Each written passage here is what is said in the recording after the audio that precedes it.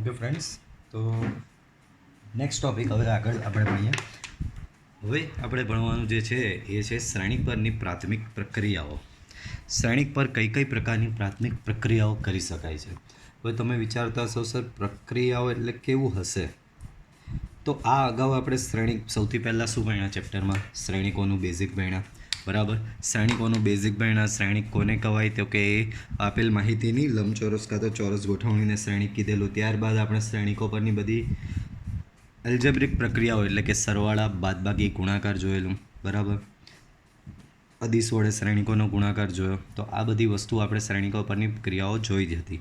પરંતુ એ સિવાય આ બધું જે સરવાળા, બાદબાકી, ગુણાકાર એ બધું તમે ઓલરેડી જાણતા જ હતા. એ સરવાળો કરવાની પ્રક્રિયા, બાદબાકી કરવાની પ્રક્રિયા કે ગુણાકાર કરવાની પ્રક્રિયા તમારા માટે કંઈક નવું નથી. બરાબર, એ અગાઉ તમે એ સરવાળો, બાદબાકી, ગુણાકાર કશે ને કશે બધું કર્યું જ હશે. બટ કંઈક નવું શ્રેણિકમાં નવું શું?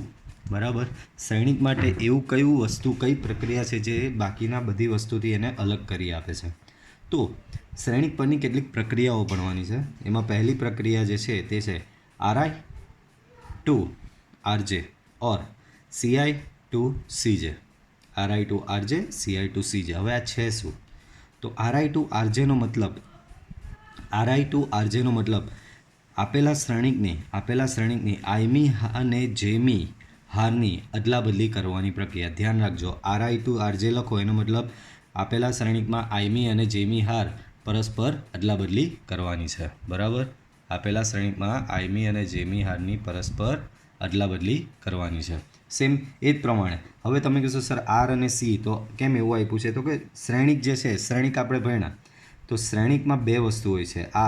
આર એટલે રો કહેવાય એને, રો એટલે હાર, એને શું કહેવામાં આવે? હાર. અને સી એટલે કોલમ, એને કહેવામાં આવે સ્તંભ. તો શ્રેણિકની હાર અને સ્તંભ વિશે તમે જાણતા જ છો. શ્રેણિકની હાર અને સ્તંભ વિશે બધું તમને ખબર છે. બરાબર, તો શ્રેણિકની હાર અને સ્તંભ વિશે બધું તમે જાણો જ છો. તો RI ને RJ એનો મતલબ આઈમી અને જેમી હારની અદલાબદલી કરવાની પ્રક્રિયા. સેમ એ જ પ્રમાણે CI to CJ એટલે આઈમો અને જેમો સ્તંભની અદલાબદલી કરવાની પ્રક્રિયા. તો કેટલાક ઉદાહરણ જોઈએ તો તમને વધારે ક્લિયરલી સમજ પડી જાય. લેટ્સ સે મારી પાસે એક મેટ્રિક્સ, એક શ્રેણિક આ રીતનો કંઈક છે.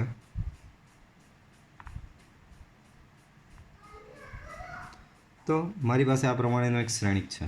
બરાબર, આ શ્રેણિક પર હું R1 to R3 આ પ્રમાણેની પ્રક્રિયા કરું. શું કરું? R1 to R3. તો આ પ્રક્રિયા બાદ મારો જે શ્રેણિક હશે, કરવાનું શું છે? R1 to R3 એનો મતલબ R1 એટલે કે પહેલી હાર અને ત્રીજી હારની અદલાબદલી. તો બાળકો આ રહી પહેલી હાર, આ રહી ત્રીજી હાર, તો આ બંનેની અદલાબદલી કરી નાખવાની. એનો મતલબ પહેલી હારની જગ્યાએ ત્રીજી હાર લખવાની અને ત્રીજી હારની જગ્યાએ પહેલી હાર. તો હું સૌથી પહેલાં પહેલી હારની જગ્યાએ ત્રીજી હાર એટલે કે 1 3 1 લખું. બરાબર, વચ્ચેની તો એમની એમ જ કરવા લખવાની અને ત્રીજી હારની જગ્યાએ પ્રથમ હાર લખું 1 2 3. તો આમાં આપણે શું કર્યું? આ બે હારની અદલાબદલી કરીને તમે આ રીતે લખ્યું. આ બે હારની અદલાબદલી આ રીતે કરી દીધી. તો એને કહેવાય R1 to R3. એ જ પ્રમાણે સ્તંભ પર બી થઈ શકે છે. લેટ્સ સે મારી પાસે એક મેટ્રિક્સ છે. આવો મારી પાસે મેટ્રિક્સ છે. મારે આમાં ક્રિયા કરવાની છે C1 થી C2. તો આનો મતલબ એવો થાય પ્રથમ અને બીજા સ્તંભની અદલાબદલી કરવાની ક્રિયા. તો આ પ્રથમ સ્તંભ, આ બીજો સ્તંભ. તો પ્રથમ અને બીજા સ્તંભની અદલાબદલી. અહીંયા 2 1 આવી જશે. આ બીજો સ્તંભ પ્રથમની જગ્યાએ અને પ્રથમ સ્તંભ બીજા સ્તંભની જગ્યાએ. અહીંયા આવી જશે 1 3 -1 5. તો આ કઈ ક્રિયા કરી આપણે? પ્રથમ અને બીજા સ્તંભની અદલાબદલી કરવાની ક્રિયા. તો બહુ સિમ્પલ વસ્તુ છે. Basic RI to RJ. આ સિમ્બોલ લખવામાં ધ્યાન રાખજો. જે બે હારની અદલાબદલી કરવાની હોય, બરાબર, તેનું આ રીતે લખી દેવાનું. જે બે સ્તંભની અદલાબદલી કરવાની હોય તેનું આ રીતે લખી દેવાનું. બરાબર, તો આ શ્રેણિક પરની પ્રાથમિક પ્રક્રિયામાં સૌથી પહેલી પ્રક્રિયા કોઈપણ બે, આને કહેવામાં આવે કોઈપણ બે હારની અદલાબદલી અથવા તો બે સ્તંભની અદલાબદલી કરવાની પ્રક્રિયા. નેક્સ્ટ તો કંઈ આવું છે RI to KRI and CI to KCI. ધ્યાન રાખજો, અહીંયા બી I છે ને અહીંયા બી I છે. તો RI to KRI નો મતલબ આઈમી હારના દરેક ઘટકોને K વડે ગુણવાની પ્રક્રિયા. સમજ પડી? પાછું બોલું છું. આયમી હારના દરેક ઘટકોને કે વડે ગુણવાની પ્રક્રિયા. આરઆઈ ટુ કે આરઆઈનો મતલબ આયમી હારના દરેક ઘટકને કે વડે ગુણવાની પ્રક્રિયા. સેમ એ જ રીતે સીઆઈ ટુ કે સીઆઈ આયમા સ્તંભના દરેક ઘટકોને કે વડે ગુણવાની પ્રક્રિયા. તો આનું એક ઉદાહરણ લઈએ તો વધારે તમને સમજ પડશે. લેટ્સ સે મારી પાસે આ પ્રમાણેનો શ્રેણિક છે. મારે ક્રિયા કરવી છે R22 -2 R2. આનો મતલબ શું થયો ખબર? બીજી હારના તમામ ઘટકોને -2 વડે ગુણવાની પ્રક્રિયા. તો શું થશે જુઓ, 1 2 પહેલી અને ત્રીજી હાર તો એઝ ઇટ ઇઝ એમની એમ જ રહેશે. માત્ર બીજી હારને -2 વડે ગુણવાનું છે. તો અહીંયા -2 વડે ગુણો તો 2 થશે, અહીંયા -2 વડે ગુણો તો -6 થશે. તો આ પ્રક્રિયા કઈ કહેવાશે? નિશ્ચાયકની કોઈ પણ હારને કોઈક અચળ સંખ્યા વડે ગુણવાની પ્રક્રિયા. સેમ આ જ પ્રમાણે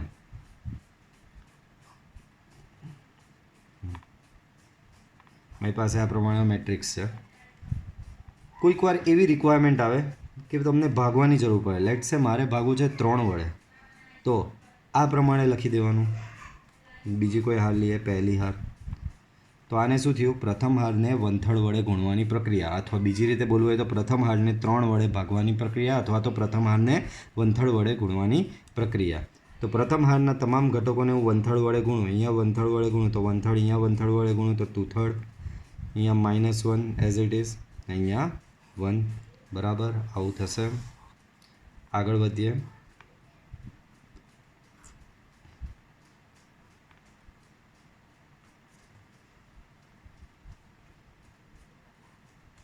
બરાબર, તો આમાં લેટ્સ સે મારે આવું કરવું છે C3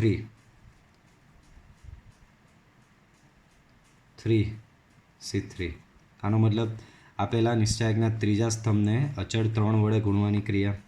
તો ત્રીજા સ્તંભને જ માત્ર ગુણવાનું છે. તો પહેલો ને બીજો સ્તંભ તો એઝ ઇટ ઇઝ રહેશે. તો પહેલો ને બીજો સ્તંભ અહીંયા એઝ ઇટ ઇઝ લખી દેવાનો.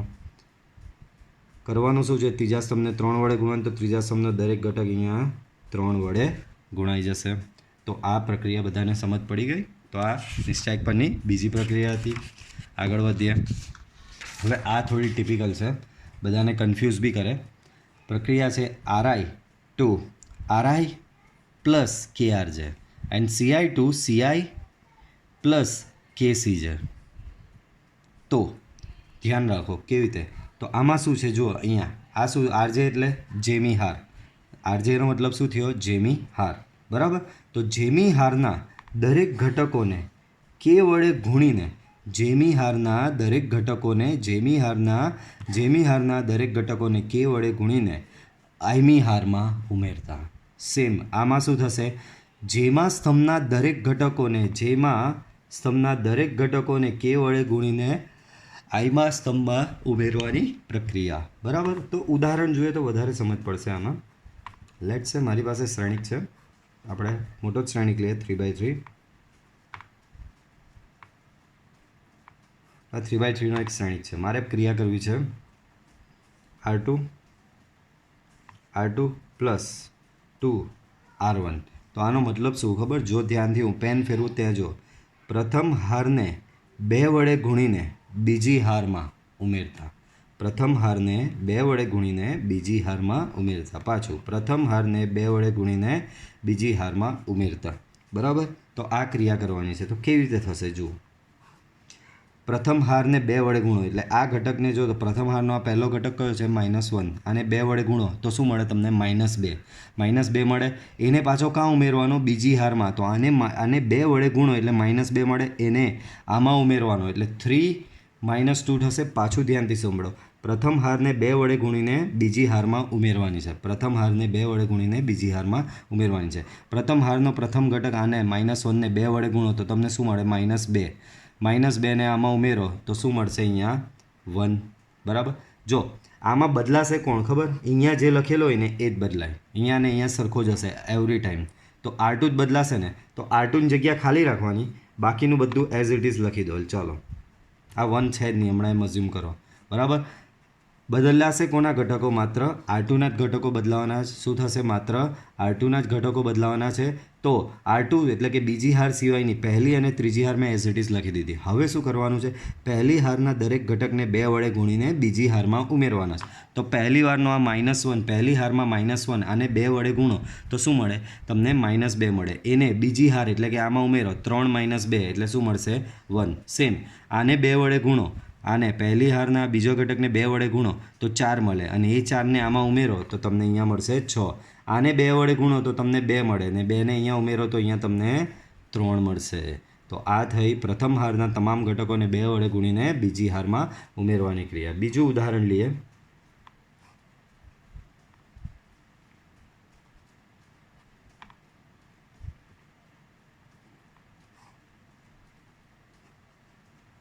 ત્રીજી હાર. હવે માઇનસ લેવું છું. જુઓ,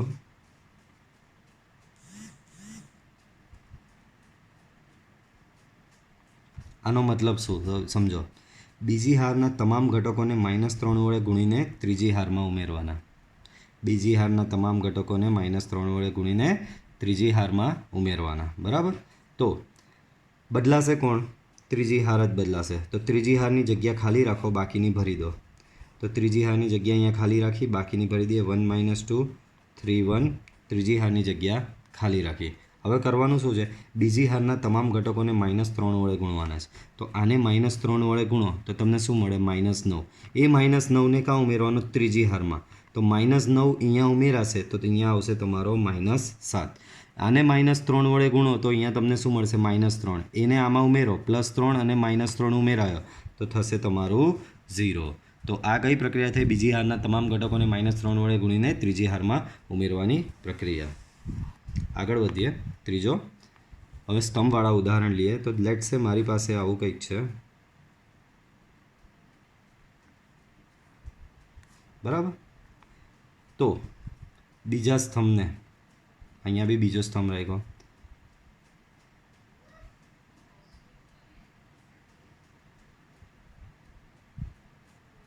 આવું કંઈક કરવું છે.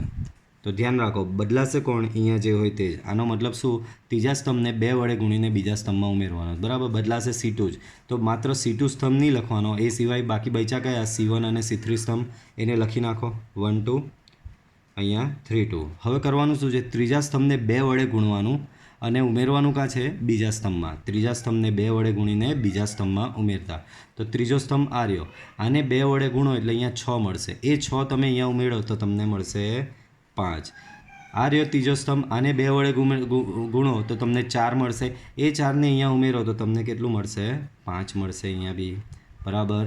તો આ કઈ પ્રક્રિયા થઈ? ત્રીજા સ્તંભને 2 વડે ગુણીને બીજા સ્તંભમાં ઉમેરવાની. બીજું એક ઉદાહરણ હજી લઈએ.